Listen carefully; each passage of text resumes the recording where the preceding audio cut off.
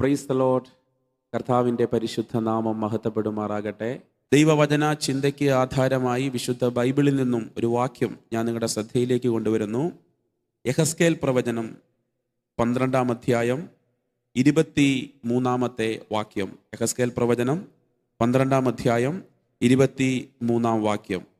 അതുകൊണ്ട് നീ അവരോട് പറയേണ്ടത്, യഹോവയായ കർത്താവ് ഇപ്രകാരം അരുളി ചെയ്യുന്നു, ഞാൻ ഈ പഴഞ്ചൊല്ല് നിർത്തലാക്കും. ഞാൻ ഇസ്രയേലിൽ നിന്ന് ഇനി അത് ഒരു പഴഞ്ചൊല്ലായി ഉപയോഗിക്കുകയില്ല. കാലവും സകല ദർശനത്തിൻ്റെയും നിവൃത്തിയും അടുത്തിരിക്കുന്നു എന്ന് അവരോട് പ്രസ്താവിക്കാം. ഒരു നിമിഷം നമുക്ക് ദൈവത്തോടൊന്ന് പ്രാർത്ഥിക്കാം.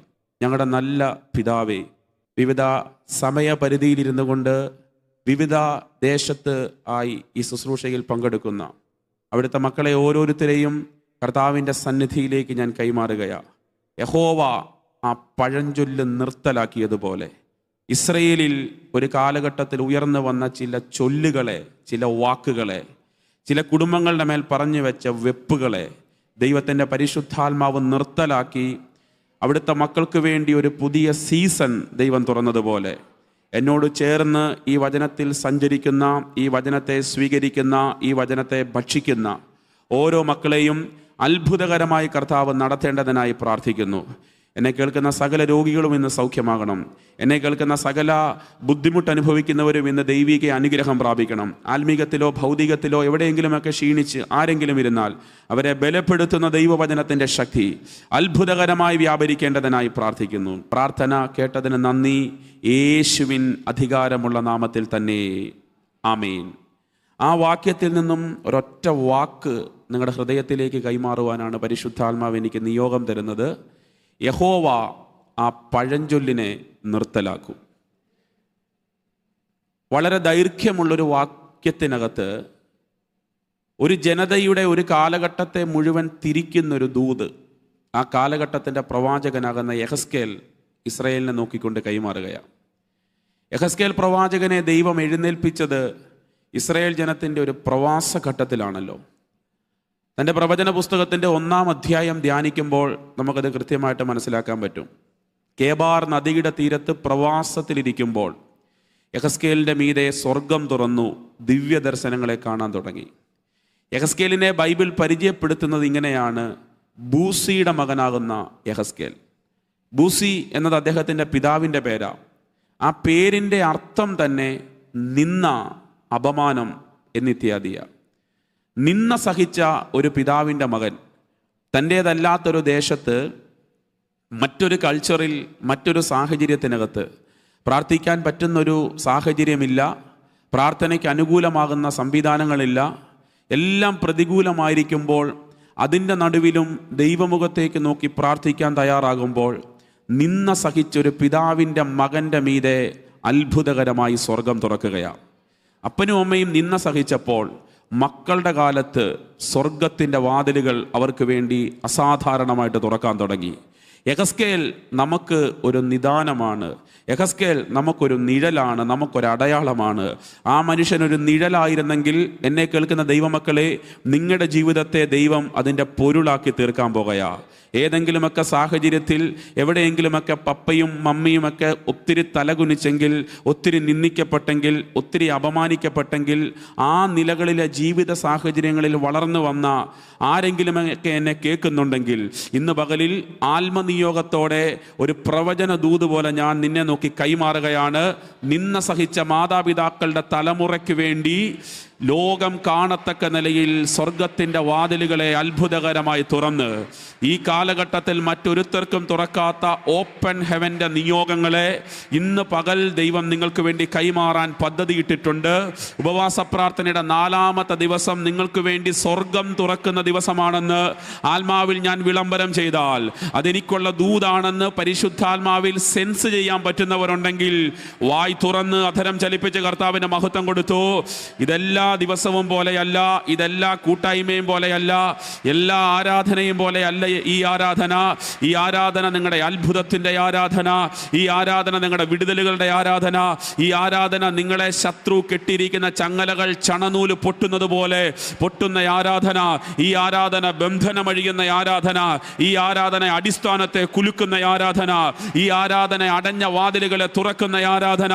ഈ ആരാധന ഉലക ചരിത്രത്തിൽ മറ്റൊരുത്തർക്കും തുറക്കാത്ത ദൈവമഹത്വത്തെ തന്റെ മക്കൾക്ക് വേണ്ടി അത്ഭുതകരമായി തുറക്കുന്ന ആരാധനയാക്കി.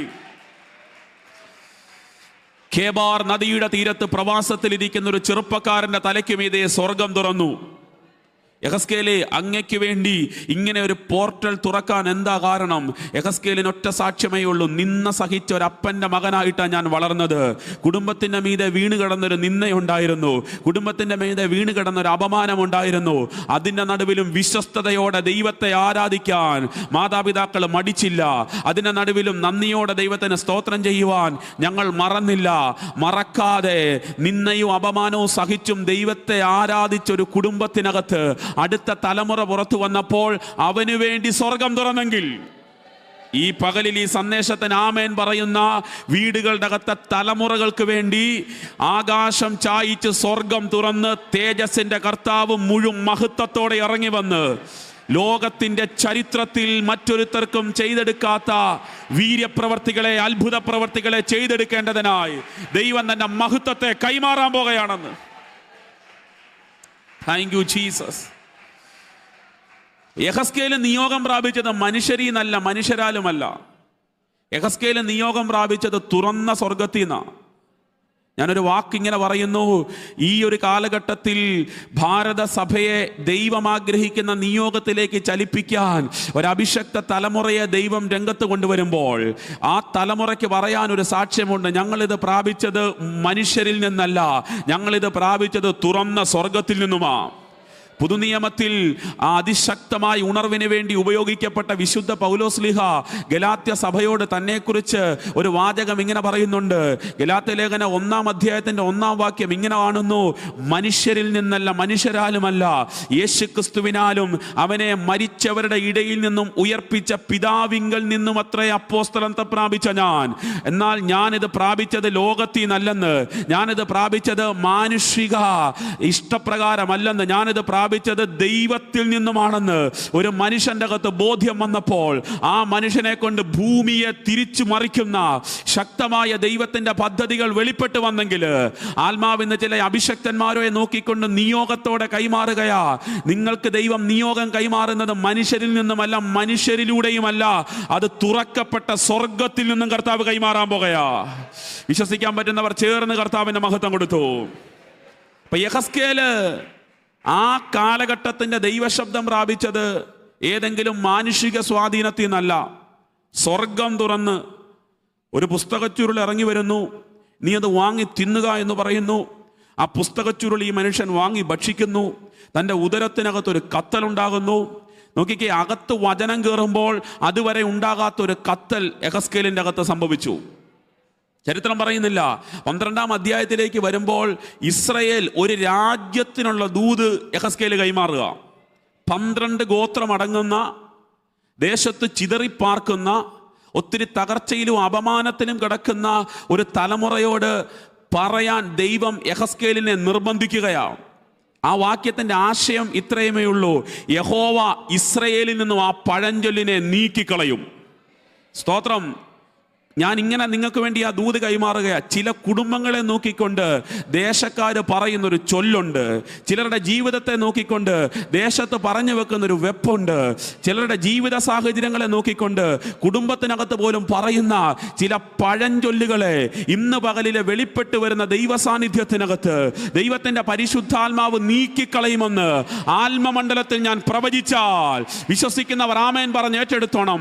ലോകത്തിന്റെ ഏത് കോണിലിരുന്ന് നീ ഈ സന്ദേശം കേട്ടെന്ന് പറഞ്ഞാലോ, നിന്റെ ജീവിതത്തിന്, നിന്റെ വാഗ്ദത്തത്തിന് തടസ്സമായി നിന്റെ തലയ്ക്ക് മീതെ ഉയർന്നു നിൽക്കുന്ന ചില പഴഞ്ചൊല്ലുകളുടെ കൂടുപൊളിക്കുന്ന ഒരു അഭിഷേകത്തെ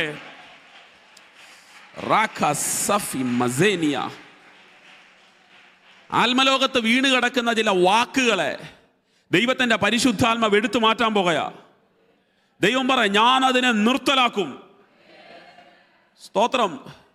എന്തൊക്കെയോ ചൊല്ലി ആ പേര് പറഞ്ഞ് നിങ്ങളെ പരിഹസിക്കുകയല്ലേ. നിന്റെ കുടുംബം ഒരു ശപിക്കപ്പെട്ട കുടുംബമാ. നിന്റെ തലമുറയുടെ ഭാവി നശിച്ചു പോയതാ. ഇനി അതിനകത്തൊരു യഥാസ്ഥാനം ഉണ്ടാകയില്ല. നിങ്ങളുടെ ശുശ്രൂഷയ്ക്കകത്ത് ഇനി ഒരു വർധന ഉണ്ടാകയില്ല. നിങ്ങളുടെ വ്യക്തിപരമായ ജീവിതത്തിനകത്ത് ആത്മീകത്തിലോ ഭൗതികത്തിലോ ഒരു അനുഗ്രഹമോ നന്മയോ ഉണ്ടാകത്തില്ലെന്നൊക്കെ പറഞ്ഞ് ദേശത്തിൻ്റെ മീതെ വീണ് കിടക്കുന്ന ചില പഴഞ്ചൊല്ലുകളെ തുടച്ചു മാറ്റുന്ന ദൈവത്തിൻ്റെ സാന്നിധ്യത്തെ ഒരു പ്രവാചക ശബ്ദം പോലെ ചില ഭവനങ്ങളെ നോക്കിക്കൊണ്ട് ഞാൻ കൈമാറുകയാ. ഇനി അത് തുടരത്തില്ല. 2025 4-ാം മാസത്തിന്റെ 10-ാമത്തെ ദിവസം ഈ ഉപവാസ പ്രാർത്ഥനയുടെ ഫൈനൽ മെസ്സേജിൽ ദൈവത്തിന്റെ പരിശുദ്ധാത്മാവ് ശക്തിയോടെ സംസാരിക്കുന്നു. നിങ്ങൾക്കും ഇതേ ആത്മലോകത്ത് മനുഷ്യരെഴുതി വെച്ചിരിക്കുന്ന ചില പഴഞ്ചൊല്ലുകളെ എടുത്തു മാറ്റുന്ന അഭിഷേകത്തിന്റെ ആത്മപകർച്ചയെ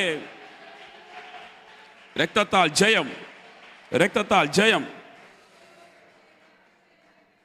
ഇസ്രായേൽ ജനം അവരുടെ അടിമ വീടായ മിസ്രൈമിൽ നിന്നും വിടുതൽ പ്രാപിച്ച് പുറത്തു വരുമ്പോൾ ജനത്തിൻ്റെ ഇടയിൽ ഒരു സംസാരമുണ്ടായിരുന്നു. നിന്ന സഹിച്ചൊരു ജനം, നിന്ദിക്കപ്പെട്ടൊരു ജനം. പിതാക്കന്മാർ ചെയ്ത പാപം നിമിത്തം തൻ്റേതല്ലാത്ത ദേശത്ത് 430 വർഷം ഇവർ അടിമകളായി പാർക്കുന്നു. മോശ എന്ന മനുഷ്യനിലൂടെ ഈ ജനത്തെ ദൈവം അത്ഭുതകരമായി പുറത്തെടുത്തു. മോശയ്ക്ക് അനന്തരമായി നൂന്റെ മകൻ യോശുവയുടെ മേൽ ദൈവം ആ നേതൃത്വത്തിൻ്റെ നിയോഗം കൈമാറി. യോശുവയുടെ നേതൃത്വത്തിൽ ഇസ്രായേൽ ജനം വാഗ്ദത്ത ദേശത്തേക്ക് മടങ്ങി വരികയാ. യോശുവയെ വേലയ്ക്ക് വേണ്ടി വിളിക്കുമ്പോൾ ദൈവം ഒറ്റ വാക്ക പറഞ്ഞത്, നിന്റെ ജീവകാലത്ത് ഒരു മനുഷ്യരും നിന്റെ നേരെ നിൽക്കയില്ല. ഞാൻ മോശയോടുകൂടി ഇരുന്നത് പോലെ നിന്നോടുകൂടെയും ഇരിക്കും. സ്തോത്രം. മോശയുടെ കൂടെ ഇരുന്ന ദൈവം കൂടെ ഉണ്ടെന്നുള്ള ഒറ്റ ബോധ്യത്തിൽ യോശുവ 20 ലക്ഷത്തിലധികം വരുന്ന ജനത്തിന്റെ മുൻപിൽ നിൽക്കുക. യോശുവയുടെ പുസ്തകം 3-ാമത്തെ അധ്യായത്തിലേക്ക് വരുമ്പോൾ ജനമെല്ലാം യാത്ര ചെയ്ത് ഷീത്തീമിൽ വന്നു. ഷീത്തീമിൽ നിന്നും യാത്ര പുറപ്പെട്ട് യോർദാന്റെ തീരത്ത് വന്നു. ആ ഒരു സാഹചര്യം ധ്യാനിക്കുമ്പോൾ നമുക്ക് മനസ്സിലാകുന്നു, യോർദാൻ കരകവിഞ്ഞൊഴുകുകയാണ്.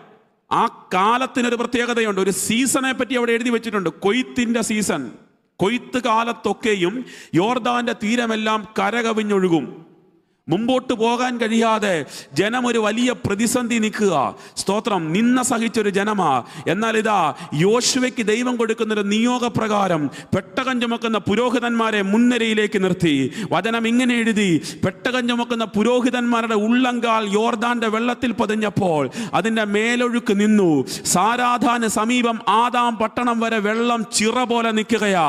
മുമ്പോട്ട് കടത്തിവിടത്തില്ലെന്ന് പറഞ്ഞ പ്രതികൂല കാലഘട്ടത്തിൽ തൻ്റെ മക്കൾക്ക് വേണ്ടി അത്ഭുതകരമായ വഴിയെ ദൈവം അന്നവിടെ തുറന്നെങ്കിൽ ഇന്ന് പകലിൽ വിശ്വസിക്കാൻ പറ്റുന്ന ദൈവമക്കളോട് പരിശുദ്ധാത്മാവ് ഒരു പ്രവചന ശബ്ദബോധം കൈമാറുകയാണ്. കാലം നിനക്ക് പ്രതികൂലമാണെങ്കിലും, സാഹചര്യം നിനക്ക് പ്രതികൂലമാണെങ്കിലോ, ചുറ്റും നിൽക്കുന്ന സംവിധാനങ്ങൾ നിങ്ങൾക്ക് പ്രതികൂലമാണെങ്കിലും, ദൈവം നിങ്ങൾക്ക് അനുകൂലമാണെങ്കിൽ നിന്റെ നിന്നയെ മാറ്റാൻ, നിന്റെ അപമാനത്തെ മാറ്റാൻ, നിന്റെ തകർച്ചയെ മാറ്റാൻ മറ്റൊരുത്തർക്കും തുറക്കാത്ത അത്ഭുതത്തിന്റെ വഴിയെ. Thank you Jesus.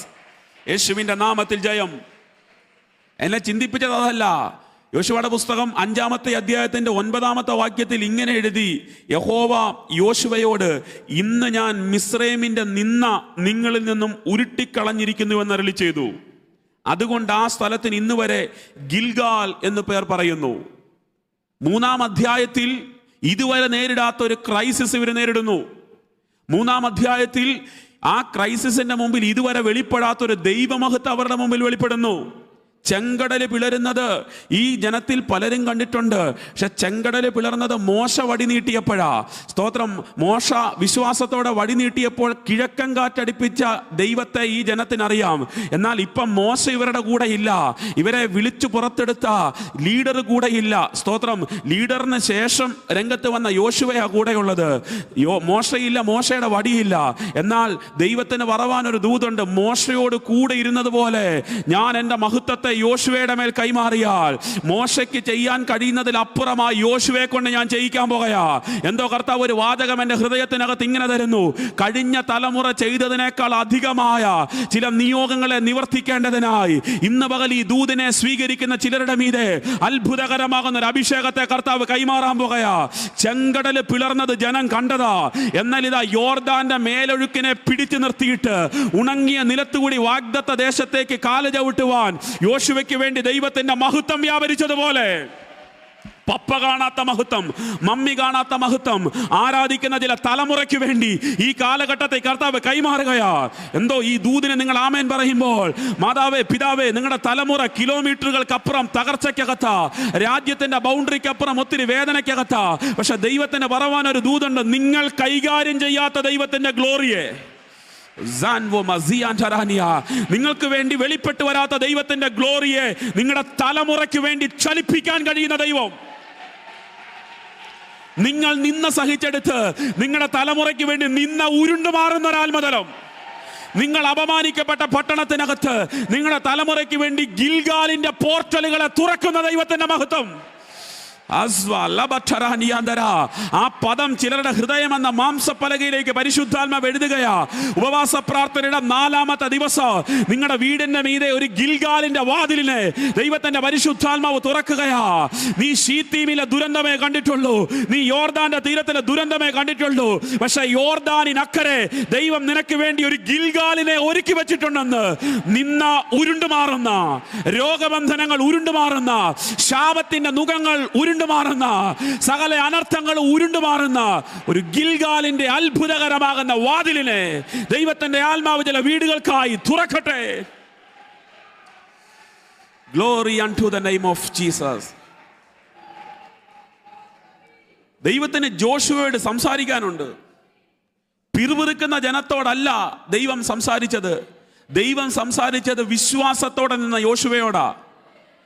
ഇനി നീ മുൻപിൽ നിൽക്കണ്ടടാ, പെട്ടകം ചുമക്കുന്ന പുരോഹിതന്മാരെ മുന്നിലേക്ക് നിർത്തുമെന്ന് പറഞ്ഞപ്പോ, കതിരമരം കൊണ്ടുണ്ടാക്കി പൊന്നുകൊണ്ട് പൊതിഞ്ഞ് 2 കെരൂബുകൾ ചിറക് വിടർത്തി കൃപാസനത്തിന്റെ മീതെ ഇരിക്കുമ്പോൾ യഹോവയുടെ കാബോദ്, യഹോവയുടെ ഷെക്കേന ഇറങ്ങി വരുന്ന പെട്ടകവുമായി പുരോഹിതന്മാർ മുന്നിലേക്ക് നിന്നപ്പോൾ, പ്രതികൂല സീസണിലും വഴി തുറന്നെങ്കിൽ, കൊയ്ത്തിന്റെ സീസൺ യോർദാനിൽ വഴി തുറക്കാൻ അനുകൂലമായൊരു സീസൺ അല്ല. ഇത് ആർക്കോ ഉള്ള ദൈവത്തിന്റെ ദൂതാ. ഇന്ന് ഈ സന്ദേശം കേൾക്കുമ്പോൾ ദൈവവൈതലേ, ഇത് എന്താ എൻ്റെ ജീവിതത്തിൽ ഇങ്ങനെ എന്നൊരു ചോദ്യം നിന്റെ ഹൃദയത്തിനകത്ത് ഉയർന്നു വരുമ്പോൾ, ആ ചോദ്യത്തിന് ഉത്തരമായി പരിശുദ്ധാത്മാവ് സംസാരിക്കുകയാ. ഇതേ പ്രതികൂല സീസണകത്ത് തന്നെ ദൈവം നിനക്ക് വേണ്ടി ഒരു വഴി തുറക്കാൻ പോകയാ. പ്രതിസന്ധിയുടെ നടുവിൽ മറ്റാരും കാണാത്ത അത്ഭുതത്തിന്റെ ഒരു വഴിയെ നിനക്കും നിന്റെ കുടുംബത്തിനും വേണ്ടി ഒരു പ്രൈവറ്റ് വേ, മനുഷ്യർ എത്ര അടച്ചെന്ന് പറഞ്ഞാലും അത്ഭുതകരമായി തുറക്കാൻ കഴിയുന്ന ദൈവത്തിന്റെ മഹത്വം. രക്തത്താൽ ജയം, യേശുവിന്റെ രക്തത്താൽ ജയം. ഇസ്രായേൽ ജനത്തിന്റെ ഇടയിൽ ഒരു സംസാരം ഉണ്ടായിരുന്നു, നിന്ന അനുഭവിച്ച ജനമാണ്. ഇതാ നിന്ന ഉരുണ്ടുമാറി. എങ്ങനെ മാറിയ? പെട്ടകത്തെ മുന്നിലേക്ക് നിർത്തി. മഹത്വം മുൻപിൽ നിന്നാൽ വീടിനകത്തെ നിന്ന ഉരുണ്ടുമാറും. 20 ലക്ഷം ജനത്തിന്റെ ഇടയിൽ കഴിഞ്ഞ 430 വർഷമായിട്ടുള്ള ഒരു ചൊല്ല്, നിന്ദിക്കപ്പെട്ട ജനം. എൻ്റെ ദൈവത്തിന്റെ മൗനമായിട്ട് പറയാനൊരു ദൂതുണ്ട്. എൻ്റെ ജനത്തിന്റെ നടുവിൽ നിന്നും ഞാൻ ആ പഴഞ്ചൊല്ലിനെ നിർത്തലാക്കും. ജനം തന്നെ വിളിക്കുക നിന്ദിക്കപ്പെട്ടവർ. ജനം തന്നെ മാറി മാറി വിളിക്കുന്നു അപമാനിക്കപ്പെട്ടവർ. നിന്ന സഹിച്ച ജനമെന്ന് അതൊരു ചൊല്ലല്ല, അത് ആ രാജ്യത്തൊരു പഴഞ്ചൊല്ലായി തീർന്നു.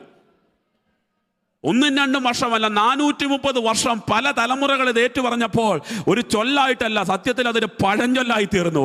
ആ പഴഞ്ചൊല്ലിനെ നിർത്തലാക്കുവല്ലേ ദൈവം ചെയ്തത്. നിന്ന എന്ന പഴഞ്ചൊല്ലിനെ ഉരുട്ടി മാറ്റിക്കൊണ്ട് ഗിൽഗാൽ എന്ന് പറയുന്ന ഒരു മഹത്വകരമാകുന്ന ദൈവത്തിന്റെ പദ്ധതിയെ കർത്താവ് സ്ഥാപിച്ചതുപോലെ നിങ്ങളുടെ വീടിനകത്ത് ഉയർന്നു വരുന്ന നിന്ന എന്ന ആ പഴഞ്ചൊല്ലിനെ ഉരുട്ടി മാറ്റി ഗിൽഗാൽ എന്ന് പറയുന്ന ദൈവമഹത്വത്തെ ഈ പകലിൽ ദൈവത്തിന്റെ പരിശുദ്ധാത്മാവ് കൽപ്പിച്ചാക്കാൻ പോകയാ. തുടരില്ല, നിന്നയിൽ അപമാനത്തിൽ നിങ്ങൾ തുടരില്ല. എന്നാ സംഭവിച്ചേ? നിന്ന ഉരുണ്ടു മാറിയപ്പോൾ എന്നാ സംഭവിച്ചേ?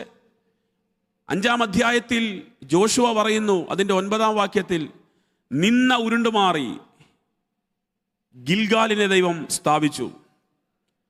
അടുത്ത വാക്യം മുതൽ അതുവരെ അവർ കാണാത്ത മഹത്വം വെളിപ്പെട്ട് വരികയാ. 10, 11, 12 വാക്യം ഈ സന്ദേശമൊക്കെ കേട്ടതിന് ശേഷം നിങ്ങൾ ധ്യാനിക്കണം. ഇസ്രായേൽ മക്കൾ ഗിൽഗാലിൽ പാളയമിറങ്ങി. ആ മാസം 14-ാം തീയതി സന്ധ്യാസമയത്ത് എരിഹോ സമഭൂമിയിൽ പെസഹ കഴിച്ചു. പെസഹയുടെ പിറ്റേ ദിവസം ദേശത്തെ വിളവ് കൊണ്ട് പുളിപ്പില്ലാത്ത അപ്പവും മലരും തിന്നു. അവർ ദേശത്തിൻ്റെ വിളവ് അനുഭവിച്ചതിൻ്റെ പിറ്റേ ദിവസം മന്ന നിന്നുപോയി. ശ്രദ്ധിക്കണം ആ പദം. ഗിൽഗാലിൽ വന്നു. ആ മാസം 14-ാം തീയതി യഹോവയുടെ പെസഹ ആചരിച്ചു. അതിൻ്റെ പിറ്റേ ദിവസം മന്ന നിന്നുപോയി. എനിക്ക് ദൈവത്തോടൊരു ചോദ്യം, കർത്താവേ, മന്ന ഈ ജനത്തിനു വേണ്ടി ദൈവം കൊടുത്തൊരു കരുതലല്ലേ? എന്തിനാ മന്ന നിർത്തിയത്? നിന്ന മാറിയെന്ന് പറഞ്ഞാൽ പുതിയ നന്മ തുറന്നു വരുവല്ലേ വേണ്ടേ? അപ്പോൾ ഉള്ളതുകൂടെ അടഞ്ഞു പോവുകയാണോ? പഴഞ്ചൊല്ലിനെ നിർത്തലാക്കിയെന്ന് മറ്റൊരർത്ഥത്തിൽ ദൈവം അവിടെ പറഞ്ഞു. എന്നിട്ടും എന്താ, അവർക്ക് വേണ്ടി തുറന്നിട്ടൊരു പ്രൊവിഷനെ അങ്ങ് അടച്ചു കളഞ്ഞേ. എൻ്റെ പ്രാർത്ഥനാ മുറിയിൽ ദൈവം എന്നോട് പറഞ്ഞു, മന്ന നിന്നു എന്നേ ഉള്ളൂ, പക്ഷെ ഞാൻ അവർക്ക് വേണ്ടി ദേശത്തിൻ്റെ വിളവ് തുറന്നു കൊടുത്തു. ഇത് ദൈവത്തിൻ്റെ 2 കരുതലുകളാണ് കേട്ടോ. എന്നതാ മന്ന?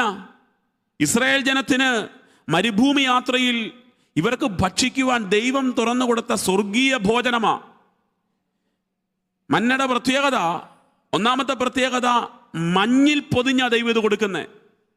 മരുഭൂമിയിലെ ചുട്ടുപൊള്ളുന്ന വെയിലിൽ ആദ്യം ഒരു ലെയർ മഞ്ഞിട്ട് കൊടുക്കും. മഞ്ഞിൻ്റെ മുകളിലേക്ക് മന്ന ഇടും. മന്നയുടെ മുകളിൽ വീണ്ടും മഞ്ഞ് വേയിക്കും. ഇവരിത് വാരിയെടുക്കുമ്പോൾ മഞ്ഞി പൊതിഞ്ഞാണ് വാരിയെടുക്കുന്നത്. സ്തോത്രം.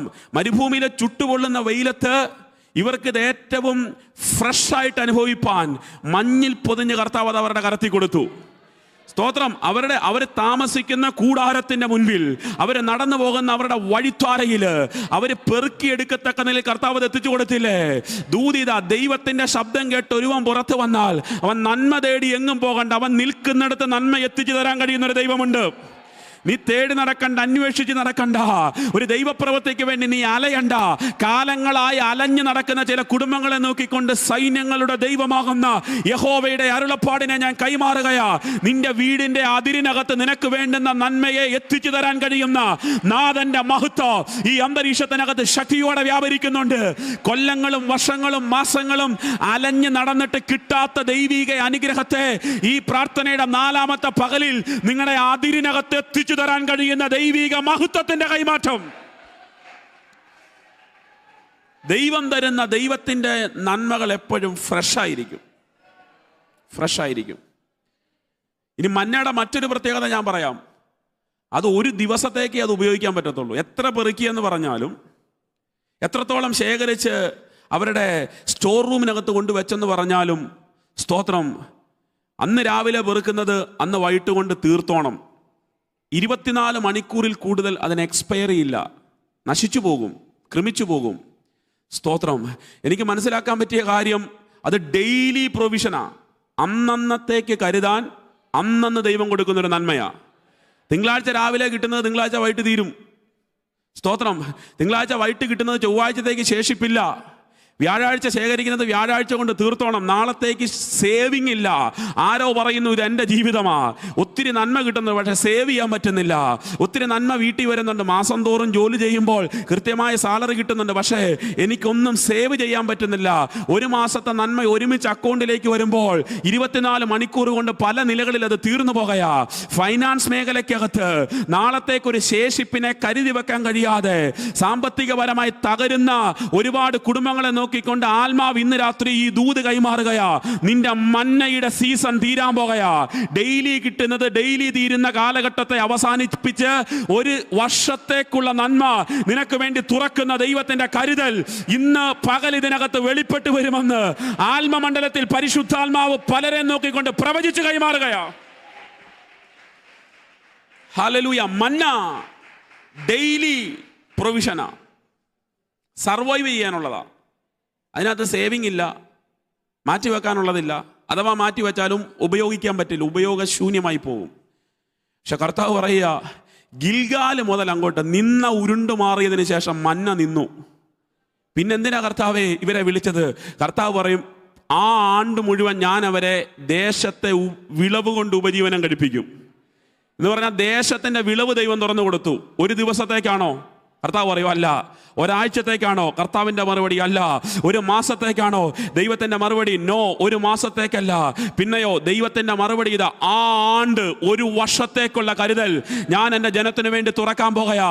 ഇന്ന് പകലിൽ ദൂതിതാണ്, ഓരോ ദിവസവും ദൈവം കരുതിയ കരുതലിൽ നിന്നും ഒരു വർഷത്തേക്കുള്ള കരുതലുകളെ തുറക്കുന്ന ഒരു ഗിൽഗാലിൻ്റെ വാതിലിനെ ദൈവത്തിൻ്റെ പരിശുദ്ധാത്മാവ് നിങ്ങൾക്കായി ഈ അന്തരീക്ഷത്തിനകത്ത് തുറക്കുക. ചില വീടുകളുടെ അകത്ത് അങ്ങനത്തെ ഒരു സൂപ്പർ നാച്ചുറൽ ഡോർ ഓപ്പൺ ആകുന്നത് എന്റെ ആത്മ കണ്ണുകളാൽ ഞാൻ കാണുന്നു. എങ്ങനെയൊക്കെ അതിനെ സ്വീകരിക്കാൻ പറ്റുമോ ആ നിലകളിൽ ആ ദൂതനെ സ്വീകരിച്ചു. നിന്റെ വീടിനകത്ത് ഉയർന്നു വന്ന ആ പഴഞ്ചൊല്ലിനെ നീക്കിക്കളഞ്ഞിട്ട് പുതിയ ചില നന്മകളെ നിനക്ക് വേണ്ടി കൽപ്പിച്ചാക്കാൻ കഴിയുന്ന ദൈവം. ഓരോ ദിവസവും കരുതൽ അനുഭവിച്ച ജനം വേണ്ട ഒരു വർഷത്തേക്കുള്ള മുഴുവൻ നന്മ ഇവർ കാണാൻ തുടങ്ങി. അവർ പിന്നെ വെയിറ്റ് ചെയ്യണ്ട, ആവശ്യമുള്ളപ്പോൾ കൊയ്തെടുക്കത്തക്ക നിലയിൽ ദൈവത്തിൻ്റെ പരിശുദ്ധാത്മാവ് അത്ഭുതകരമായ മക്കൾക്ക് വേണ്ടി അതിനെ ഒരുക്കി അവരുടെ കരത്തിലേക്ക് ഏൽപ്പിക്കുകയാ. സ്തോത്രം. തളരത്തില്ല, തകരത്തില്ല. നിന്ദിക്കുന്നവരുടെ, അപമാനിക്കുന്നവരുടെയൊക്കെ മധ്യത്തിൽ അത്ഭുതകരമായി നിങ്ങളെ നടത്തേണ്ടതിനായി ദൈവത്തിൻ്റെ സ്റ്റാൻഡേർഡ് ചില വഴികളെ തുറക്കാൻ പോകുകയാണെന്ന് ആത്മാവിൽ ഞാൻ ചേർത്ത് പറഞ്ഞാൽ വിശ്വസിക്കാൻ പറ്റുന്നവർ ആമേൻ പറഞ്ഞു. ഫിലിപ്പിയ സഭയോട് പൗലോസ് ഇങ്ങനെ പറഞ്ഞു, ഫിലിപ്പിയൻസ് 4:19, എൻ്റെ ദൈവമോ നിങ്ങളുടെ ബുദ്ധിമുട്ടൊക്കെയും മഹത്വത്തോടെ തൻ്റെ ധനത്തിനൊത്തവണ്ണം ക്രിസ്തുവേശുവിൽ പൂർണ്ണമായും തീർത്തു തരൂ. ദൈവവൈതലേ, നിന്റെ പേരെഴുതി ചേർത്ത് ഈ വചനത്തെ വായിക്കണോ. നിന്റെ ബുദ്ധിമുട്ടിനെ ദൈവം തീർക്കുന്നത് നിന്റെ സ്റ്റാൻഡേർഡിലല്ല, ദൈവത്തിന്റെ സ്റ്റാൻഡേർഡിലാ. നിനക്കൊരു വഴി ദൈവം തുറക്കുന്നത് നിങ്ങളുടെ ധനത്തിനൊത്തവണ്ണമല്ല, അക്കോർഡിംഗ് ടു ഹിസ് റിച്ചസ്. അവൻ എത്രത്തോളം ധനമുണ്ടോ, അവൻ എത്രത്തോളം സ്റ്റാൻഡേർഡ് ഉണ്ടോ, ആ സ്റ്റാൻഡേർഡിൽ ഒരു തലമുറയെ കർത്താവ് നയിക്കാൻ പോകയോ. നിന്ന മാറും, സാമ്പത്തികത്തിന്റെ നിന്ന ഉരുണ്ടു മാറാൻ പോവാ. നിന്ദിക്കപ്പെട്ട ജനം എന്നൊരു പഴഞ്ചൊല്ല് അവർക്കിടയിലുണ്ടായിരുന്നു. പക്ഷെ ജോർദാൻ ക്രോസ് ഓവർ ചെയ്ത് ഗിൽഗാലിലേക്ക് വന്നപ്പോൾ ആ പഴഞ്ചൊല്ലിനെ കർത്താവ് എടുത്തു മാറ്റി. സ്തോത്രം. പിന്നെ സംഭവിച്ചത് ചരിത്രമാ. മന്നയുടെ സീസൺ നിന്നു. ഡെയിലി കിട്ടിയ നന്മയുടെ കാലം തീർന്നു. ഒരു വർഷത്തേക്കുള്ള കരുതലിന്റെ കാലം അത്ഭുതകരമായി കർത്താവ് തുറക്കാൻ തുടങ്ങി. മനുഷ്യർ എത്ര അടച്ചെന്ന് പറഞ്ഞാലും ദൈവമായിട്ട് നിങ്ങൾക്ക് വേണ്ടി വഴി തുറന്നാൽ, ദൈവം തുറക്കുന്ന വഴിയെ അടയ്ക്കാൻ ഉലകത്തിലെ ഒരു ശക്തിക്കും സാധ്യമല്ലെന്ന് ദൈവത്തിന്റെ പരിശുദ്ധാത്മാവ് നിങ്ങളുടെ ജീവിതം കൊണ്ട് തെളിയിച്ച് കാണിക്കാൻ പോകയാ. ഹല്ലേലൂയ. യേശു ജനിച്ച കാലഘട്ടത്ത് നസ്രേത്തിനെ കുറിച്ചൊരു ചൊല്ലുണ്ടായിരുന്നു. നസ്രേത്തി എന്ന് വല്ല നന്മയും വരുമോ? യോഹന്നാന്റെ സുവിശേഷം 1-ാം അധ്യായത്തിന്റെ 46-ാം വാക്യത്തില് സത്യത്തിൽ ആ ഭാഗം യേശു കർത്താവ് ശിഷ്യന്മാരെ തെരഞ്ഞെടുക്കുക. യേശു ഫിലിപ്പോസിനെ കണ്ടു, എന്നെ അനുഗമിക്കുക എന്ന് പറഞ്ഞു. ഫിലിപ്പോസ് യേശുവിൻ്റെ ശിഷ്യനായിത്തീരുന്നു. ഇവിടുന്ന് അങ്ങ് മുമ്പോട്ട് പോകുമ്പോൾ നഥനയേലിൻ്റെ അരികിൽ ഫിലിപ്പോസ് വന്ന് നഥനയേലിനോട് പറഞ്ഞ ആ വാക്കിൻ്റെ മുമ്പിൽ നഥനയേൽ ചോദിക്കുന്നൊരു ചോദ്യമാ, നസ്രേത്തിൽ നിന്ന് വല്ല നന്മയും വരുമോ? 45-ാം വാക്യത്തിൽ യോഹന്നാന്റെ സുവിശേഷം 1-ാം അധ്യായത്തിൻ്റെ 45-ാം വാക്യത്തിൽ ഫിലിപ്പോസ് നഥനയേലിനെ കണ്ടപ്പോൾ, ന്യായപ്രമാണത്തിൽ മോശയും പ്രവാചകന്മാരും എഴുതിയിരിക്കുന്നവനെ ഞങ്ങൾ കണ്ടിരിക്കുന്നു, അവൻ യോസഫിൻ്റെ പുത്രനായ യേശു എന്ന നസ്രേത്തുകാരൻ തന്നെ എന്ന് പറഞ്ഞു. ആ പറച്ചിലിന് നഥനയേൽ മറുപടി പറയുന്നതാ, നസ്രേത്തിൽ നിന്ന് വല്ല നന്മയും വരുമോ? ഈ നഥനയേലിൻ്റെ ചോദ്യത്തിൻ്റെ പിൻപിലെ ആശയം, മോശയും പ്രവാചകന്മാരും ന്യായപ്രമാണവും ഒക്കെ പറഞ്ഞ ആ രക്ഷകൻ വന്നതിനെ അവൻ അവിശ്വാസമില്ല. അത് നഥനയേലിന് അംഗീകരിക്കാൻ പറ്റുന്നുണ്ട്. പക്ഷേ നഥനയേലിന് അംഗീകരിക്കാൻ പറ്റാത്തൊരു കാര്യം നസ്രേത്തിൽ നിന്ന് വല്ല നന്മയും വരുമോന്നാണ്. കാരണം ആ കാലഘട്ടത്തിൽ അങ്ങനെ ഒരു വെപ്പ് ആ ദേശത്തുണ്ടായിരുന്നു. ഒരു നന്മയും പുറത്തു വരാൻ സാധ്യതയില്ലാത്തൊരിടം, ഒരനുഗ്രഹവും വെളിപ്പെട്ട് വരാൻ സാധ്യതയില്ലാത്തൊരിടം. പക്ഷെ ഞാൻ ഇന്നൊരു വാക്ക് പറയാം, ഒരു നന്മയും വെളിപ്പെട്ട് വരത്തില്ലെന്ന് പറഞ്ഞ അതേ പ്ലാറ്റ്ഫോമിൽ തന്നെ ലോകത്തിൻ്റെ വിമോചകനെ, ലോകത്തിൻ്റെ രക്ഷകനെ അത്ഭുതകരമായി കർത്താവ് പുറത്തെടുത്തെങ്കിൽ ഇന്ന് പകലിൽ ചില കുടുംബങ്ങളെ നോക്കിക്കൊണ്ട് പരിശുദ്ധാത്മാവ് ഇടപെടുകയാ. നിന്റെ വീടിനെ കുറിച്ച് ലോക മനുഷ്യർ അങ്ങനെ പറഞ്ഞെങ്കിൽ, പേര് പറഞ്ഞ്, വീട്ടുപേര് പറഞ്ഞ്, കുടുംബ പേര് പറഞ്ഞൊക്കെ നിങ്ങളെ തരം താഴ്ത്തിയെങ്കിൽ, അപമാനിച്ചെങ്കിൽ, അതേ ദേശത്തിൻ്റെ അത്ഭുതം നിന്റെ വീട്ടിൽ നിന്ന് തന്നെ ആരംഭിക്കുന്ന ഒരു ദൈവപ്രവൃത്തിയെ ദൈവത്തിന്റെ പരിശുദ്ധാത്മാവ് ഇതിനകത്ത് കൈമാറാൻ പോകുകയാ. വിശ്വാസത്തോടെ സ്വീകരിക്കാൻ പറ്റുന്നവർ വായി തുറന്ന് അതരം ചലിപ്പിച്ച് കർത്താവിന് മഹത്വം കൊടുത്തു. എന്തെങ്കിലുമൊക്കെ നന്മ ഉണ്ടാകുമോ? ഒന്നും ഉണ്ടാകാൻ സാധ്യതയില്ലെന്ന് പറഞ്ഞ് മാറ്റി നിർത്തുന്ന ഒരു തലമുറയുടെ മധ്യത്തിൽ നിന്റെ വീട്ടിൽ നിന്ന് തന്നെ ഈ സീസണിന്റെ ദൈവപ്രവൃത്തിയെ പുറത്തെടുക്കാൻ കഴിയുന്ന ദൈവം.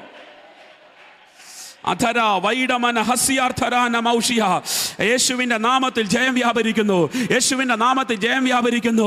കുടുംബ പേര് പറഞ്ഞ്, കുലത്തിന്റെ പേര് പറഞ്ഞ്, ജനിച്ചു വളർത്തപ്പെട്ട ജീവിതത്തിന്റെ സാഹചര്യങ്ങളൊക്കെ പറഞ്ഞ് ഇതിൽ നിന്ന് ഒരു നന്മയും ഒരു അനുഗ്രഹവും പുറത്തു വരത്തില്ലെന്ന് പറഞ്ഞ് ശപിക്കപ്പെട്ട മണ്ണിനകത്തിന്ന് സകല ശാപവും പൊട്ടിച്ചോണ്ട് മഹത്വത്തെ ചുമക്കുന്ന ഒരു അത്ഭുതത്തിന്റെ തലമുറയെ പുറത്തെടുക്കാൻ കർത്താവിന് ഈ കാലഘട്ടത്തിലും സാധ്യതയുണ്ടെന്ന് നിങ്ങളുടെ തലമുറയെ വെളിപ്പെടുത്തി കർത്താവ് തെളിയിക്കാൻ പോകുകയാണ്.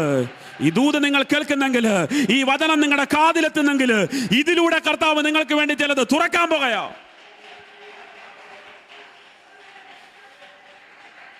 നഥനയേലേ, നിന്റെ നാവുകൊണ്ട് നീ തിരുത്തി പറയൂടാ. മോശയും പ്രവാചകന്മാരും ന്യായപ്രമാണവും പറഞ്ഞതുപോലെ വീണ്ടെടുപ്പുകാരൻ വരും, നീ അത് വിശ്വസിക്കുന്നുണ്ട്. പക്ഷെ നസ്രത്തിൽ നിന്ന് അത് വരുമെന്ന് നിനക്കൊരു സംശയമുണ്ട്. നീ സംശയിക്കുന്ന ആ കുടുംബത്തിൽ നിന്ന് തന്നെ, ഇത് ചിലരുടെ ജീവിതത്തിനകത്ത് തെളിയിക്കാൻ പോകട്ടോ, ലോകം സംശയിക്കുന്ന ആ കുടുംബത്തിൽ നിന്ന് തന്നെ, ആ അതിരിനകത്തിൽ നിന്ന് തന്നെ ആ ദേശത്തിന്റെ കെട്ടിനെ പൊട്ടിക്കുന്ന, ആ ദേശത്തിന്റെ മുഖത്തെ ഒടിക്കുന്ന, ആ ദേശത്തിന്റെ ശാപത്തെ തകർക്കുന്ന, വെളിപ്പാടുള്ള അഭിഷേകമുള്ള നിയോഗമുള്ള മഹത്വം ചുമക്കുന്ന ഒരു തലമുറയെ ദൈവത്തിന്റെ പരിശുദ്ധാത്മാവിന്ന് പുറത്തെടുക്കാൻ പോവാ. കരയുന്ന അമ്മമാർ ഈ സന്ദേശത്തെ കേൾക്കുന്നെങ്കിൽ, വിശ്വാസം പ്രഖ്യാപിക്കുന്ന പിതാക്കന്മാർ ഈ സന്ദേശത്തെ കേൾക്കുന്നെങ്കിൽ ഹൃദയത്തോട് ചേർത്ത് ആമേൻ പറഞ്ഞു. നിങ്ങളുടെ ഭവനത്തിനകത്ത് നിന്ന് അങ്ങനെ ഒന്ന് സംഭവിക്കാൻ പോവാ.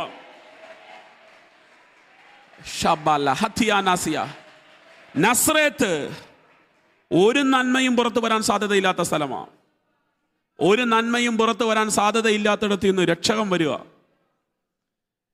ഒരു കാലഘട്ടം മുഴുവൻ ഒരു ദേശത്തെക്കുറിച്ച് പറഞ്ഞു വെച്ച ഒരു പഴയ ചൊല്ലിനെ ദൈവം തിരുത്തി.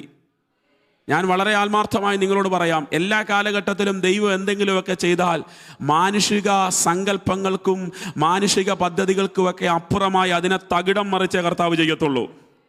ലേഖനത്തിൽ ഇങ്ങനെ പൗലോസ് എഴുതി, അവൻ ജ്ഞാനികളെ ലജ്ജിപ്പിപ്പാൻ ഭോഷത്വമുള്ളതിനെ തിരഞ്ഞെടുത്തു, ബലമുള്ളതിനെ ലജ്ജിപ്പിപ്പാൻ ബലഹീനമായതിനെ തിരഞ്ഞെടുത്തു. മനുഷ്യര് കാണുന്നത് സാധ്യതകൾ നോക്കിയാ, ദൈവം കാണുന്നത് സാധ്യത നോക്കിയല്ല, ദൈവത്തിന്റെ പദ്ധതിക്കകത്തിനാ. വിദ്യാഭ്യാസം കുറവാണെങ്കിലും, കുടുംബ സാഹചര്യം കുറവാണെങ്കിലും, സാമ്പത്തിക ശേഷി കുറവാണെങ്കിലും, ഒരളവിൽ നിങ്ങളെ അനുഗ്രഹിപ്പാൻ ദൈവം പദ്ധതിയിട്ടാൽ ആർക്കാ അതിനെ തടയാൻ പറ്റുന്നേ? ഒരു നന്മയും പുറത്തു വരത്തില്ലെന്ന് പറഞ്ഞ് ഇസ്രായേൽ എന്ന ആ രാജ്യത്തിനകത്ത് ശത്രു പോയിന്റ് ഔട്ട് ചെയ്ത ഒരു കൊച്ചു ഗ്രാമത്തിൽ നിന്ന്, ഒരു കൊച്ചു സ്ഥലത്തിൽ നിന്ന് വേൾഡ് മുഴുവൻ കത്തിപ്പടരുന്ന ഒരു ഉണർവിനെ ദൈവത്തിന്റെ ആത്മാവ് എഴുന്നേൽപ്പിച്ചെങ്കിൽ, ഹല്ലേലൂയ, ഒരു രാജ്യത്തിന്റെ ഒരു റിമോട്ട് ഏരിയയെ ഫോക്കസ് ചെയ്തുകൊണ്ട് ആ കാലഘട്ടത്തിലെ ആളുകൾ പറഞ്ഞു അവിടെ നിന്ന് നന്മയൊന്നും വരത്തില്ല. പക്ഷേ ആ റിമോട്ട് ഏരിയക്കകത്ത് നിന്ന് വേൾഡ് വൈഡ് ആയിട്ട് ചലിക്കാൻ പോകുന്ന ഒരു മഹത്വത്തിന്റെ തലം ദൈവത്തിന്റെ പരിശുദ്ധാത്മാവ് ചലിപ്പിച്ചെങ്കിൽ, എൻ്റെ വീട് എത്ര ഉൾപ്രദേശത്താണെങ്കിലും ഇന്ന് എന്നെ കേൾക്കുന്ന പലരും മീഡിയ പ്ലാറ്റ്ഫോമിനകത്ത് ഈ ദൂതിനെ ഹൃദയത്തോട് ചേർക്കുന്നുണ്ട്. ഭാരതത്തിന്റെ ഏത് സംസ്ഥാനത്ത്, ഏത് ഉൾഗ്രാമത്തിനകത്ത്, വഴിയും കരണ്ടും ഒരു സാധ്യതയും ഇല്ലാത്ത ഉൾവനത്തിനകത്ത് കർത്താവിന്റെ വേലയ്ക്ക് വേണ്ടി നടന്നും യാത്ര ചെയ്തുവൊക്കെ നിങ്ങൾ പോകുമ്പോൾ, ഒത്തിരി കഷ്ടം സഹിച്ച് ദൈവരാജ്യത്തിന് വേണ്ടി അഭിഷക്തനെ അങ്ങ് നിൽക്കുമ്പോൾ, ദൈവത്തിന്റെ ആത്മാവ് പറയുകയാണ്, മെട്രോപൊളിറ്റൻ സിറ്റികളിൽ ചലിക്കാത്ത ദൈവത്തിന്റെ മഹത്വത്തെ അങ്ങ് നിൽക്കുന്ന ഗ്രാമങ്ങളുടെ അകത്ത് ചലിപ്പിക്കാൻ സാധ്യതയുള്ള ദൈവത്തിന്റെ മഹത്വത്തെ ഈ മിനിറ്റിൽ പരിശുദ്ധാത്മാവ് അങ്ങേക്ക് വേണ്ടി കൈമാറുകയാ. വിശ്വസിക്കാൻ പറ്റുമെങ്കിൽ ചേർന്ന് ആമേൻ പറഞ്ഞു. സാധ്യതകൾ ഉള്ളിടത്ത് നടക്കാത്ത മൂവിനെ ഒരു സാധ്യതയും ഇല്ലാത്തടത്ത് ചലിപ്പിക്കാൻ കഴിയുന്ന ദൈവം.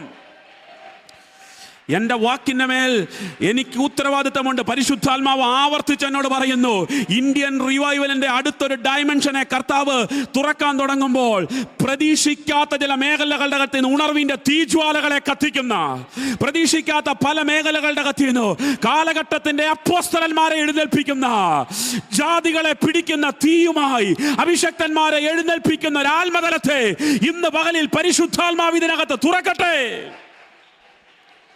യേശുവിന്റെ രക്തത്താൽ ജയം, യേശുവിന്റെ രക്തത്താൽ ജയം. മത്തായിയുടെ സുവിശേഷം 21-ാം അധ്യായത്തിന്റെ 11-ാം വാക്യത്തിൽ ഇങ്ങനെ എഴുതി, ഇവൻ ഗലീലയിലെ നസ്രത്തിൽ നിന്നുള്ള പ്രവാചകനായ യേശു എന്ന് പുരുഷാരം പറഞ്ഞു.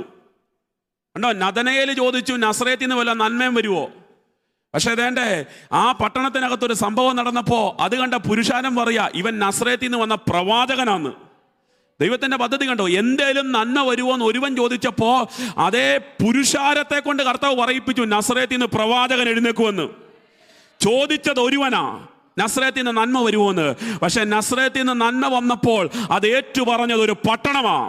നിനക്കെതിരെ നിന്റെ കുറവ് പറഞ്ഞ്, നിന്റെ ബലഹീനത പറഞ്ഞ് നിന്നെ ചോദ്യം ചെയ്തത് ഒരു വ്യക്തിയാണെങ്കിൽ, നിനക്ക് വേണ്ടി ദൈവത്തിന്റെ മഹത്വം തട്ടിയാൽ, ആത്മാവിൽ ഞാനൊരു വാചകം പറയൂ, ഒരു പട്ടണം മുഴുവൻ നിന്റെ നിയോഗത്തെ ഏറ്റുപറയുന്ന, ഒരു രാജ്യം മുഴുവൻ നിന്റെ മേൽ വെളിപ്പെട്ട ദൈവത്തിന്റെ മഹത്വത്തെ ഏറ്റുപറയുന്ന ഒരു ദൈവപ്രവൃത്തിയെ ഈ പകലിൽ പരിശുദ്ധാത്മാവ് ഈ അന്തരീക്ഷത്തിനകത്ത് കൈമാറുകയാ. നസ്രയത്തിൽ നിന്ന് വല്ല നന്മയും വരുമോ? നഥനയേലേ, വരുവടാ, നന്മ വരും. നസ്രയത്തിലെ, ഗലീലയിലെ നസ്രയത്തിൽ നിന്നും ഉലകം കണ്ട ഏറ്റവും ശക്തനായ പ്രോഫറ്റ് രംഗത്ത് വരിക. അവനെ ലോകം വിളിച്ചു പ്രവാചകൻ.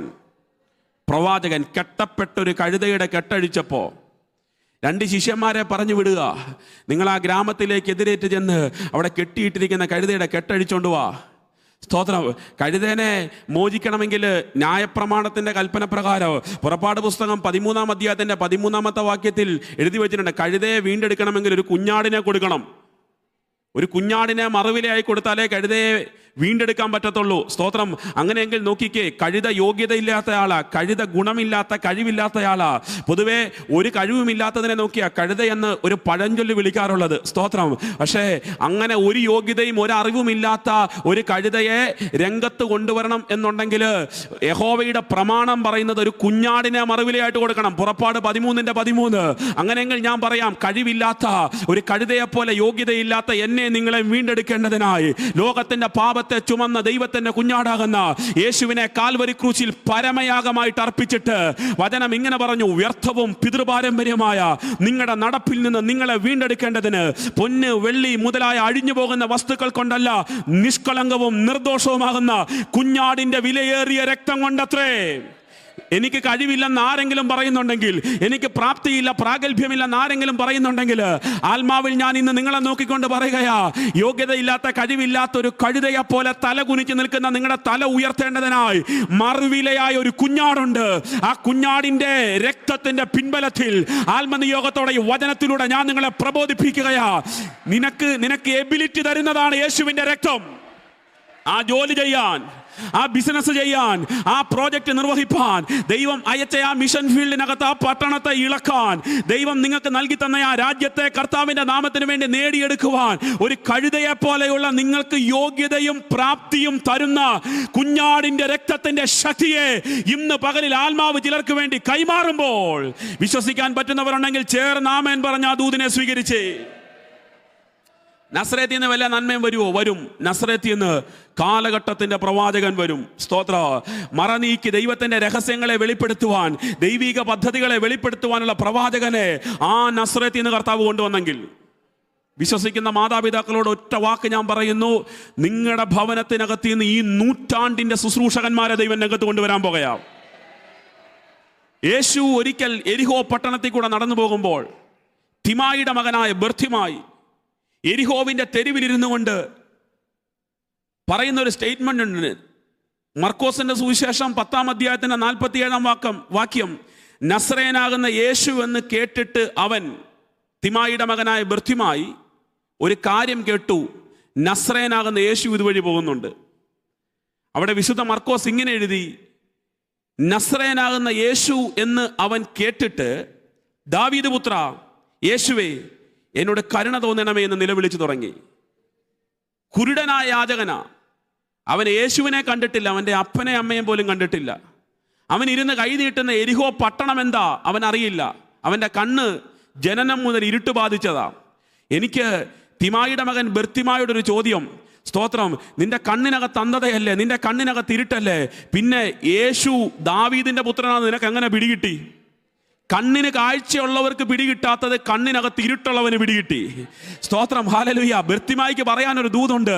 എൻ്റെ പുറമെയുള്ള കണ്ണിനകത്ത് ഇരുട്ടുള്ളൂ, എന്നാൽ എൻ്റെ അകക്കണ്ണ് തുറന്നൊരു ദൈവമുണ്ട്.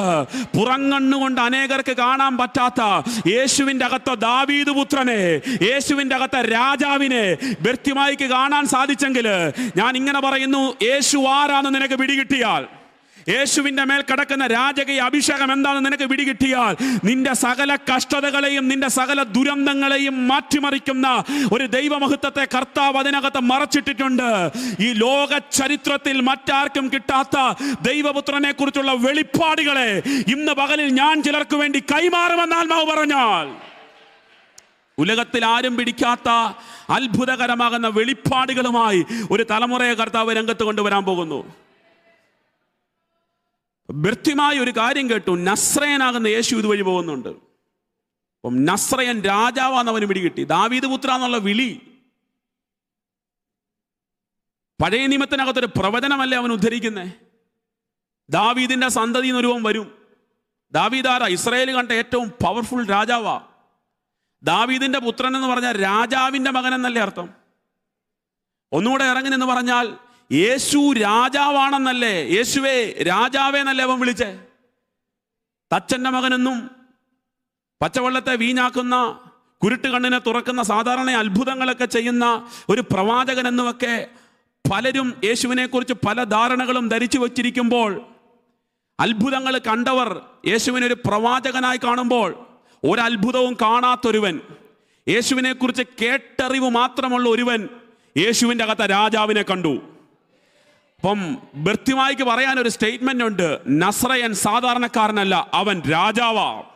നസ്രേത്തിൽ നിന്ന് വല്ല നന്മയും വരുവോ? വരും. നസ്രേത്തിൽ നിന്ന് രാജാവ് വരും. നസ്രേത്തിൽ നിന്ന് കർത്താവ് വരും. തന്നിൽ വിശ്വസിക്കുന്നവർക്ക് വേണ്ടി ആസന്ന ഭാവിയിൽ ആകാശം ചായിച്ച് സ്വർഗം തുറന്ന് കർത്താവ് തൻ ഗംഭീരനാദത്തോടും പ്രധാന ദൂതന്റെ ശബ്ദത്തോടും കൂടി സ്വർഗത്തിൽ നിന്നും അവൻ ഇറങ്ങി വരുമ്പോൾ അവൻ രാജാവാണെന്ന് ലോകത്തിൽ തെളിയിക്കപ്പെടും. ദൈവപുത്രൻ തൻ്റെ ശുശ്രൂഷകൾ ആരംഭിക്കുമ്പോൾ ശിഷ്യന്മാരെ തിരഞ്ഞെടുക്കുന്ന ഘട്ടത്തിൽ നഥനയേൽ ചോദിക്കുക, നസ്രേത്തിൽ നിന്ന് വല്ല നന്മയും വരുമോന്ന്. ദൈവം തെളിയിച്ചു, നസ്രേത്തിൽ നിന്ന് പ്രവാചകൻ വരും. കണ്ണിൽ ഇരുട്ട് ബാധിച്ച ബർത്തിമായെ കൊണ്ട് എരിഹോവിന്റെ തെരുവിലിരുത്തി ദൈവം പറയിപ്പിച്ചു, നസ്രേത്തിൽ നിന്ന് രാജാവ് വരും. നിന്റെ തലമുറ വീടിനകത്ത് നിന്ന് രാജകീയ അഭിഷേകത്തോടു കൂടി കർത്താവ് ഒരു തലമുറ എഴുന്നേൽപ്പിക്കാൻ പോവാ. യേശുവിന്റെ നാമത്തിൽ ചില വീടുകളുടെ അകത്തേക്ക് ആ ദൂതനെ കൈമാറുന്നു. കിങ്ഷിപ്പിനെ ചുമന്നുകൊണ്ട് നടക്കുന്ന, റോയൽറ്റിയുടെ അഭിഷേകത്തെ അസാധാരണമായിട്ട് ക്യാരി ചെയ്യുന്ന, മഹത്വം വഹിക്കുന്ന ഒരു തലമുറയെ ദൈവത്തിന്റെ പരിശുദ്ധാത്മാവിൽ എഴുന്നേൽപ്പിക്കാൻ പോകുകയാ. വീട് പറഞ്ഞ്, വീട്ടുപേര് പറഞ്ഞ്, കുടുംബത്തിന്റെ അവസ്ഥകളൊക്കെ പറഞ്ഞ്, പഴഞ്ചൊല്ലുകൾ പറഞ്ഞ് ഒതുക്കി നിർത്തുന്ന സമൂഹത്തിന്റെ മധ്യത്തിൽ തന്നെ ആ പഴഞ്ചൊല്ലിനെ നിർത്തലാക്കിയിട്ട് നിന്റെ വീടിനകത്ത് നിന്ന് റോയൽ ജനറേഷനെ എഴുന്നേൽപ്പിക്കാൻ കഴിയുന്ന ദൈവത്തിന്റെ മഹത്വം. ഇടയനെ രാജാവാക്കിയ ദൈവം, അനാഥ പെൺകുട്ടിയായ എസ്തേറിനെ അഹശ്വേരോശിന്റെ കൊട്ടാരത്തിനകത്ത് രാജ്ഞിയാക്കിയ ദൈവം, നിന്റെ മോൾക്ക് വേണ്ടി നീ ഇന്ന് ഒത്തിരി കരയുന്നില്ലേ? പരിശുദ്ധാത്മാവ് പറയുന്നു, ഒരു അനാഥയെ പോലെ ഒറ്റ കലയുന്ന നിന്റെ തലമുറയെ ആ രാജ്യത്തിന്റെ സുപ്രീം അതോറിറ്റിയിലേക്ക് എത്തിക്കുവാൻ, ഒരു രാജകീയ അഭിഷേകത്തിലേക്ക് എത്തിക്കുവാൻ നസ്രേത്തിൽ നിന്ന് രാജതലമുറയെ പുറത്തെടുക്കാൻ കഴിയുമെന്ന് ദൈവം തെളിയിച്ചു കാണിക്കാൻ പോകയാ.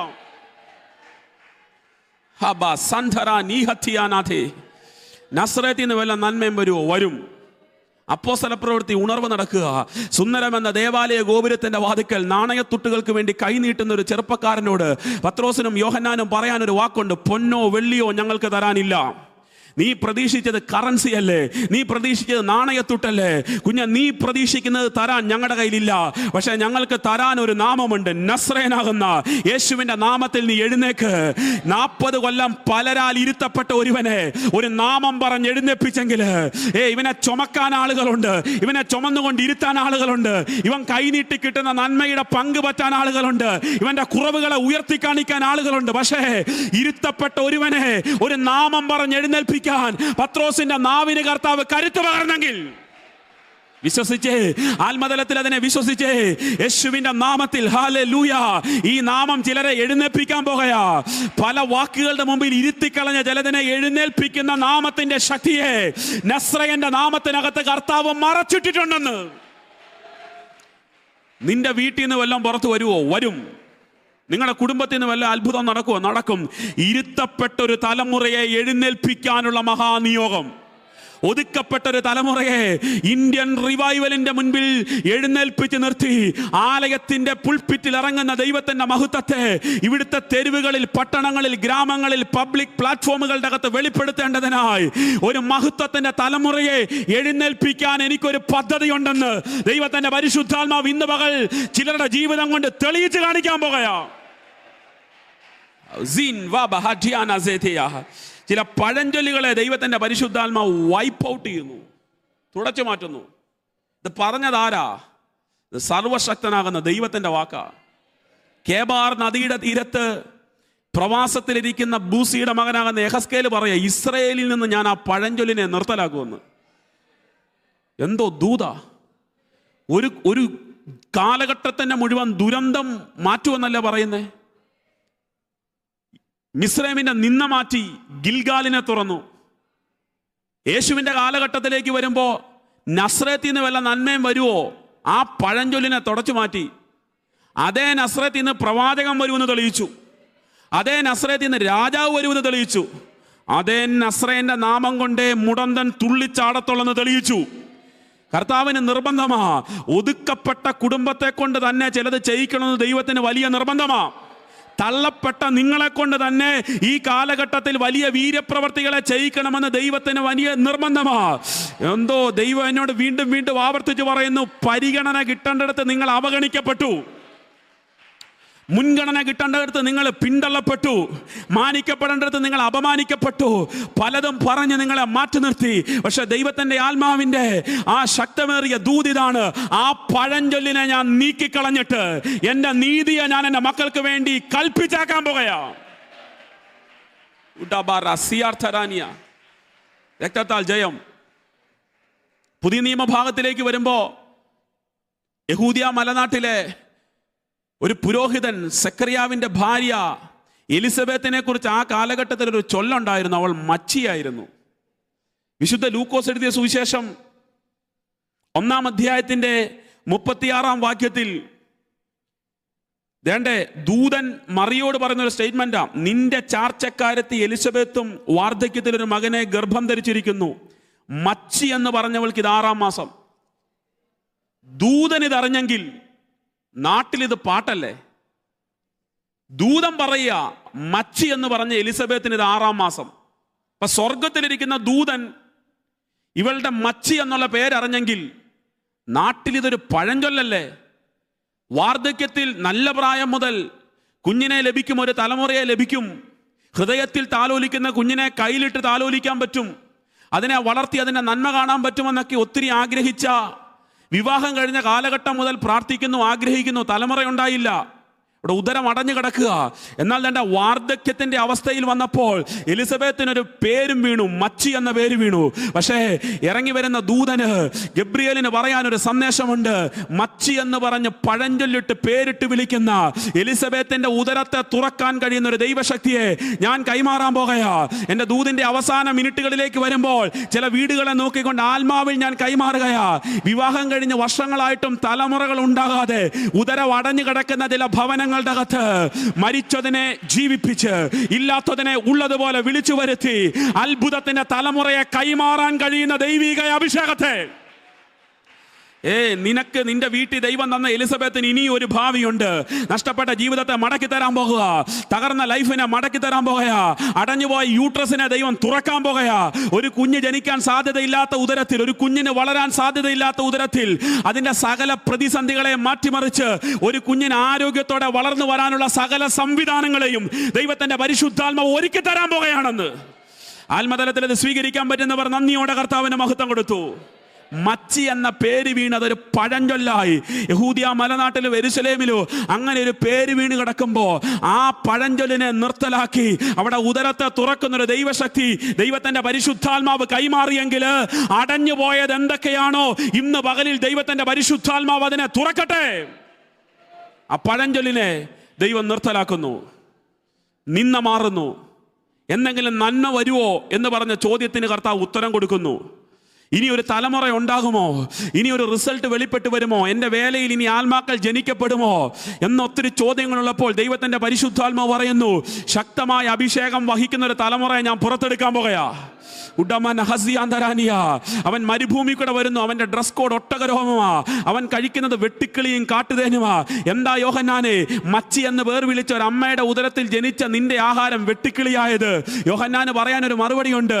വെട്ടുക്കിളിയെ ഞാൻ തെരഞ്ഞു പിടിച്ച് തിന്നുമ്പോൾ ഇതിന്റെ പിൻപിൽ ദൈവം എൻ്റെ മേൽ കൽപ്പിച്ചാക്കിയിരിക്കുന്ന ഒരു നിയോഗമുണ്ട്. എന്താ നിയോഗം എന്നറിയാമോ? പഴയ നിയമ കാലഘട്ടത്ത് എൻ്റെ ജനത്തിന്റെ നന്മയെ തിന്നു കളഞ്ഞതാ വെട്ടുക്കിളി. യോവേല് പ്രവചിച്ചു, തുള്ളനും വെട്ടിക്കിളിയും വെട്ടിലും പച്ചപ്പുഴും ഒക്കെ തിന്ന് ശേഷിപ്പിച്ച സംവത്സരങ്ങൾക്ക് വേണ്ടി ഞാൻ അതിനെ മടക്കി തരും. എന്താ അതിന്റെ അർത്ഥം? വെട്ടിക്കിളി ഇസ്രായേൽ മക്കളുടെ കൃഷി സമ്പത്തിനെ തിന്നു കളഞ്ഞതാ. യോഹന്നാന്റെ മറുപടി ഇതാ, എന്റെ ജനത്തിന്റെ നന്മയെ തിന്നു കളഞ്ഞത് എന്താണോ അതിനെ തെരഞ്ഞു പിടിച്ച് ഭക്ഷിക്കുന്ന ഒരു അഭിഷേകത്തെ പരിശുദ്ധാത്മാവ് എന്റെ മീതെ കൈമാറിയിരിക്കുകയാ.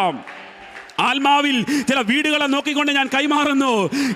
ചില നന്മകളെ തിന്നു കളഞ്ഞ പൈശാചിക ശക്തികളെ തെരഞ്ഞു പിടിച്ച് അതിനെ തകർക്കുന്ന ഒരു അഭിഷേകത്തെ, പഴഞ്ചൊല്ലിനെ പൊട്ടിച്ചു പുറത്തു വരുന്ന ചില തലമുറയുടെ മീതെ ദൈവത്തിന്റെ പരിശുദ്ധാത്മാവ് കൈമാറുകയാ. അത് വിശ്വസിക്കുന്നവർ കരമടിച്ച് വായ് തുറന്ന് ആത്മാവിൽ കർത്താവിന് ആരാധന കൊടുത്തു. നിന്റെ വിളി ചെറുതല്ല, നിന്റെ വിളി ഭയങ്കരമാ. നിന്റെ വിളി ഉന്നത വിളിയാ. നിന്റെ വിളി ശ്രേഷ്ഠകരമായ വിളിയാ. നീ ചോദിച്ചതിലും നിനച്ചതിലും അത്യന്തപരമായി നിനക്ക് വേണ്ടി തരാൻ കഴിയുന്ന ദൈവത്തിന്റെ മഹത്വത്തെ പരിശുദ്ധാത്മാവ് നിനക്ക് വേണ്ടി കൈമാറാൻ പോകുകയാ.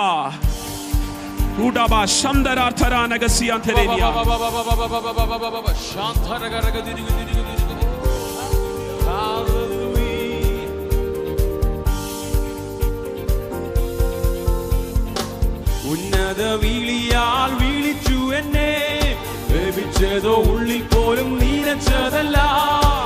ഉന്നത വിളിയാൽ വിളിച്ചു എന്നെ, ലഭിച്ചതോ ഉള്ളിൽ പോലും നീനച്ചതല്ല. ദയതോ നീ എന്റെ മേൽ ചോരിഞ്ഞതല്ലേ, ആയുസ്സെല്ലാം നിനക്കായി നൽകിയിടുന്നു. ദയതോ നീ എന്റെ മേൽ ചോരിഞ്ഞതല്ലേ, ആയുസ്സെല്ലാം നിനക്കായി. ഉന്നത വിളിയാൽ, ഉന്നത വിളിയാൽ വിളിച്ചു എന്നെ, ലഭിച്ചതോ ഉള്ളിൽ പോലും നീനച്ചതല്ല. വിളിയാൽ വിളിച്ച ലഭിച്ചതോ ഉള്ളിൽ പോലും നീനച്ചതല്ല.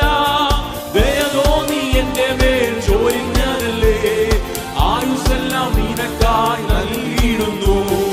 ദയതോ നീ എന്റെ മേൽ ചോരിഞ്ഞതല്ലേ, ആയുസ്സെല്ലാം നിനക്കായി നൽകിയിടുന്നു. ഹല്ലേലൂയ, ഹല്ലേലൂയ, നമ്മുടെ യേശു ജീവിക്കുന്നു.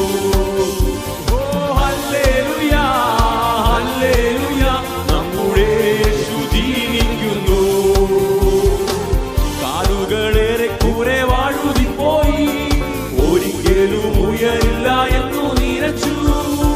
കാലുകളേറെ കൂരെ വാഴുതിപ്പോയി, ഒരിക്കലും ഉയരില്ല എന്നു നിരച്ചു.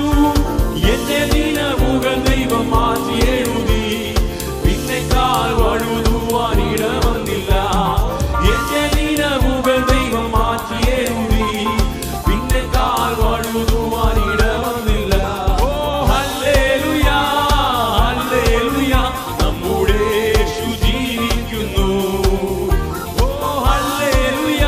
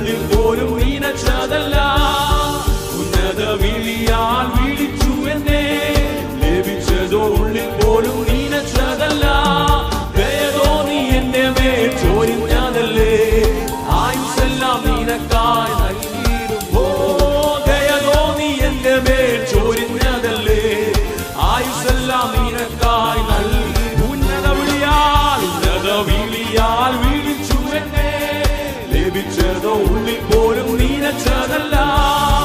ഉന്നത വിളിയാൽ വിളിച്ചു എന്നെ, ലഭിച്ചതോ ഉള്ളിൽ പോലും നീനച്ചതല്ല.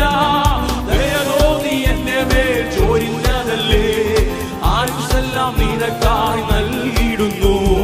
ദയതോ നീ എന്നെ മേൽ ചൊരിഞ്ഞതല്ലേ, ആയുസ്സെല്ലാം നിനക്കായി നൽകിയിടുന്നു. ഓ ഹല്ലേലൂയ, ഹല്ലേലൂയ, നമ്മുടെ യേശു ജീവിക്കുന്നു. ഹല്ലേലൂയ, ഹല്ലേലൂയ, നമ്മുടെ യേശു ജീവിക്കുന്നു. ഹല്ലേലൂയ, ഹല്ലേലൂയ, ഹല്ലേലൂയ, നമ്മുടെ യേശു ജീവിക്കുന്നു. ഓ ഹല്ലേലൂയ, ഹല്ലേലൂയ, നമ്മുടെ യേശു ജീവിക്കുന്നു. ഓ ഹല്ലേലൂയ, ഹല്ലേലൂയ, നമ്മുടെ യേശു ജീവിക്കുന്നു.